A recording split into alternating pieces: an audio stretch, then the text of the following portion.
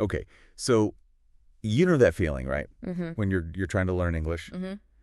you come across a new word in like an article or something you're reading. Yeah. You Yeah. you jot it down.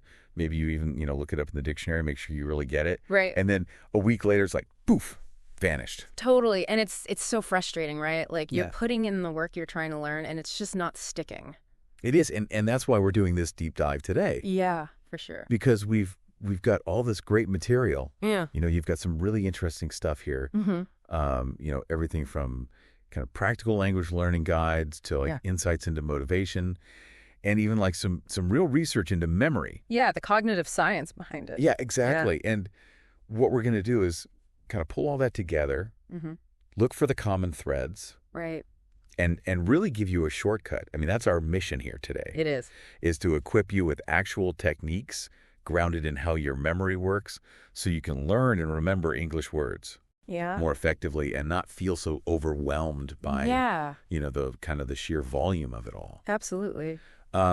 So let's just jump right in. Yeah. Okay. Why is remembering new vocabulary such an uphill battle sometimes? Well, it's funny because some of the stuff you sent over, particularly the cognitive science stuff, points out that forgetting isn't actually a flaw. It's actually a function Interesting. of your brain. It's your brain being efficient. Think about it. Your brain is constantly flooded with information. Yeah. It has to decide what's important, what's useful to you, and if you know a new English word doesn't feel relevant or connected to anything you already know, Right.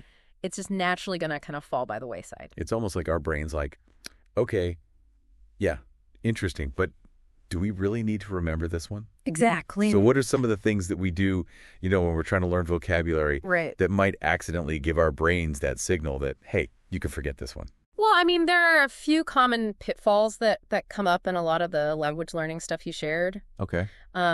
Trying to learn a huge list of words all at once, Oh, yeah. That's a big one. That's just overloading your brain. Right. Insufficient review, without that regular reinforcement. Mm-hmm.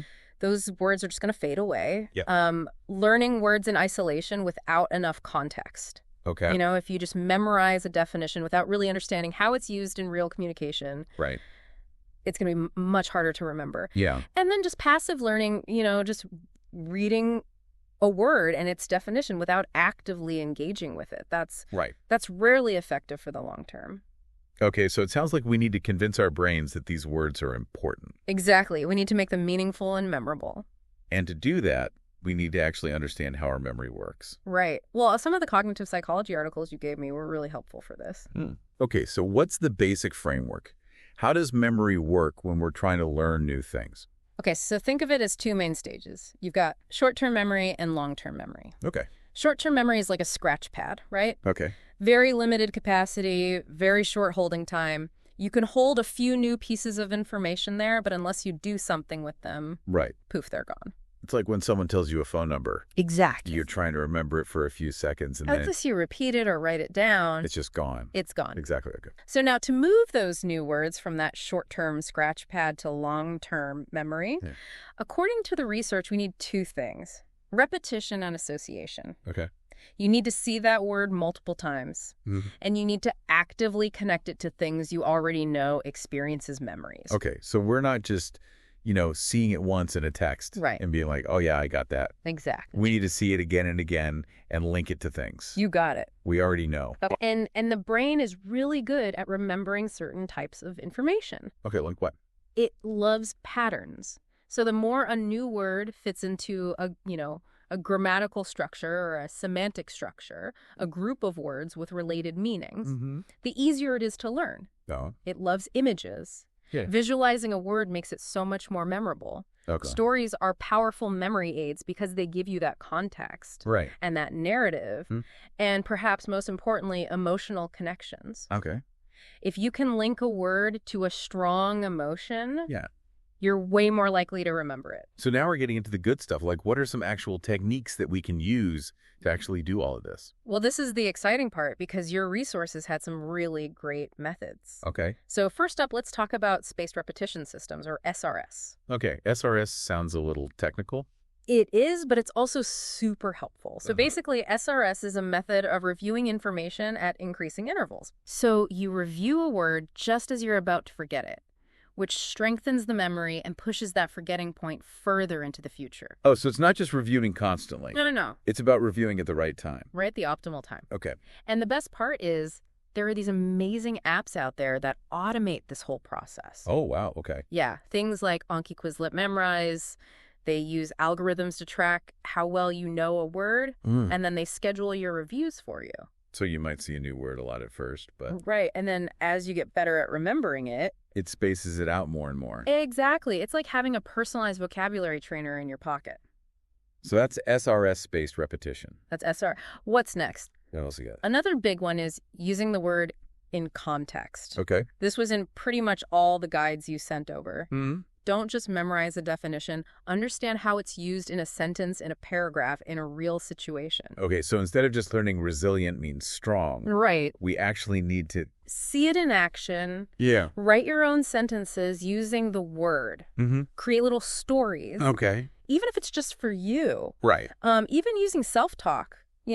Oh, yeah. Like, instead of just thinking resilient means strong, yeah, you could think, oh, even though I had some setbacks today, I stayed resilient during my job search. Okay, that makes much more sense than just the definition. Exactly. Okay, what else? Okay, let's get a little creative here. All right, I like it. This one's called the keyword technique. Okay, the keyword technique. This uses sounds and associations, and it often draws on your native language. Okay.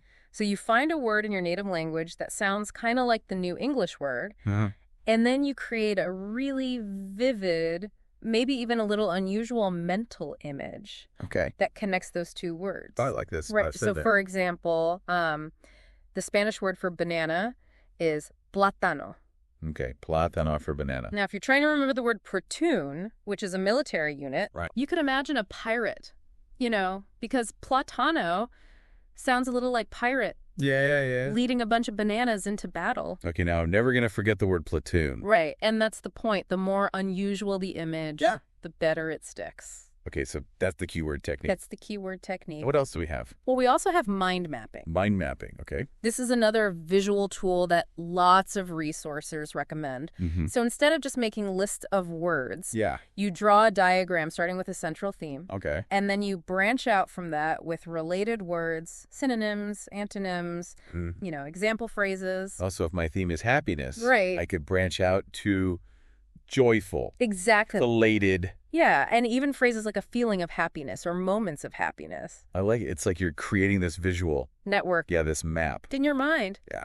Okay, ready for an advanced technique? Oh, yeah. Hit me. This one is called the memory palace. Oh, the memory palace sounds fancy.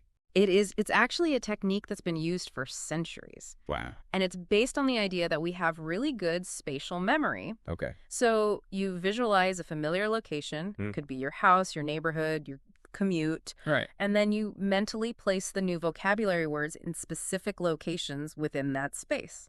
Okay, so like if I'm trying to remember the word ubiquitous, I can imagine like the letters U, B, I like stuck all over my living room. Exactly. And when you want to recall the words, you just mentally walk through your memory palace.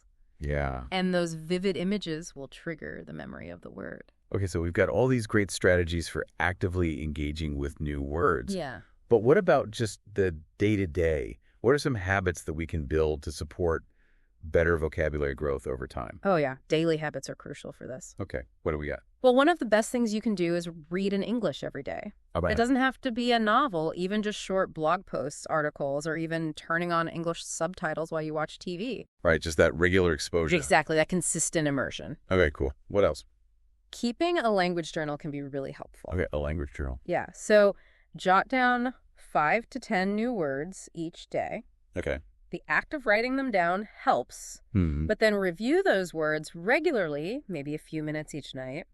Try to use them in your own sentences. So it's moving beyond just recognizing the word. Right, it's making it your own. Okay. And don't forget the power of speaking out loud. Oh, yeah. Even if you're just talking to yourself. Right. Just saying the words out loud helps to solidify them. Okay. And finally, resist the urge to cram. Oh, yeah. It's much better to master a few words. Right. Than to superficially learn a ton. Okay, quality over quantity. Exactly. So we've talked a lot about taking in new words, reading, listening, but how do we actually use them in speaking and writing? This is where you really take control. Hearing and reading words is important. Yeah. But to really master them, you need to produce them yourself. Speaking and writing, the more ways you interact with a word, the stronger those connections in your brain become. So it's like building the pathways. Yeah, exactly. Your brain. Okay. So how do we create more opportunities for that active output? Well, we talked about keeping a language journal and writing your own sentences. You could start a personal podcast. Okay. Just you talking to yourself in English for a few minutes each day. Right. Write diary entries, compose emails to language partners, even just participate in online forums. So it's about finding those opportunities to use the words. Exactly. Put them into practice. Okay. Now let's talk about making this fun. Yes, please. Learning shouldn't feel like a chore, right? No. So here are a few ideas to make it more enjoyable. Okay. Lay it on me. Make your flashcards more visual, add funny pictures, emojis, even doodles. Oh, okay. I like that. You can even try turning your word lists into songs or raps. Oh, wow. The rhythm and melody can really help with memory. That's actually a challenge I might enjoy. Right. Okay, what else? And social media can be a great tool for this, too. Oh, right. Create daily word challenges or share new words you're learning with friends. Okay. Or just try to use your new words in your posts. So as we wrap up here, what would you say is the key takeaway from all of this? It's not about cramming as many words as you can into your brain. Okay. It's about making each word meaningful to you and engaging with it actively. So it's more about building a relationship with the language. Exactly. It takes patience, curiosity, and a focus on understanding and using the words. Not just memorizing them. Exactly. So what's our final challenge for our listeners? Choose 5 new words today. Is 5. Just 5. Write them down, say them out loud, create a sentence for each one. Okay. And try to use those 5 words in conversation or writing today. Okay. And then tomorrow, just take a few minutes to review them. 5 words that feels doable. It is. It's all about starting small and building from there. Building that vocabulary 1 word at a time. Exactly. Thank you so much for all of this. This is really helpful. My pleasure. Here's to all of us building our English vocabulary 1 meaningful word at a time. Cheers to that.